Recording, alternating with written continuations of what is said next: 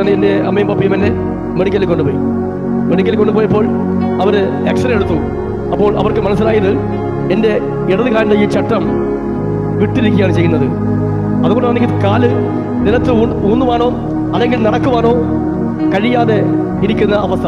അപ്പോൾ ഡോക്ടർ പറഞ്ഞു ഇവിടെ അഡ്മിറ്റ് ചെയ്യണം, എന്നിട്ട് വലിയൊരു സർജറി ചെയ്യേണ്ടി വരും എന്ന് പറഞ്ഞു.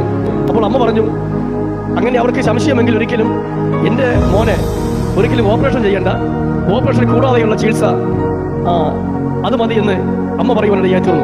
ഡോക്ടർമാർ അവർ വീണ്ടും നിർദ്ദേശിച്ചു രണ്ട് കൃത്രിമ കാല് വാങ്ങി ഈ ചട്ടത്തിൽ കൂടി ഇങ്ങനെ ഫിറ്റ് ചെയ്ത് മുട്ടിൻ്റെ മേളിലായിട്ട് ഇങ്ങനെ ഫിറ്റ് ചെയ്ത് അങ്ങനെ നടക്കണം എന്ന് ഡോക്ടർ നിർദ്ദേശിച്ചു. നിങ്ങളുടെ അളവ് കൊടുത്ത് ഈ കാല് അവിടെ നിന്ന് ഉണ്ടാക്കി മേടിക്കണം എന്ന് ഡോക്ടർ പറഞ്ഞു. ആ കൃത്രിമ കാല് എൻ്റെ ഈ കാലിലേക്ക് അവരതിനെ യോജിപ്പിച്ചു. എന്നിട്ട് അത് ആ കാല് എൻ്റെ കാലിൽ യോജിപ്പിച്ചിട്ട് കുളിക്കുമ്പോൾ മാത്രമേ ഇത് ഊരി മാറ്റി വെക്കാൻ പാടുകയുള്ളൂ. അതും ഒരാഴ്ചയിൽ ഒരിക്കൽ മാത്രമേ കുളിക്കാൻ വേണ്ടി പാടുള്ളൂ. എപ്പോഴും എന്ത് ചെയ്യണം, ഈ കാലെപ്പോഴും ഇടണം. 6 മാസം വരെ പിന്നിട്ടു. വീണ്ടും ഉടനെ മെഡിക്കൽ കോളേജിലേക്ക് പോയി. അന്ന് പിന്നെ അത് ഊരി നോക്കുമ്പോൾ കണ്ടത് ഇവിടെ മൊത്തവും എന്താ പറയാ അഴുകി ക്രമിച്ചു പോയി. ശരിക്കും പറഞ്ഞാൽ ആ ഒരു അനുഭവമായിരുന്നു. പിന്നെ ആ സമയം തന്നെ ആ കൃത്രിമ കാല് മാറ്റിയിട്ട് അടുത്ത ചികിത്സയ്ക്ക് വേണ്ടി അവർ ആരംഭിച്ചു. ഈ സമയത്ത് എൻ്റെ ഭവനത്തിന്റെ അവസ്ഥ, എൻ്റെ പിതാവ് ശരിക്കും ഒരു മദ്യപാനിയായി മാറി.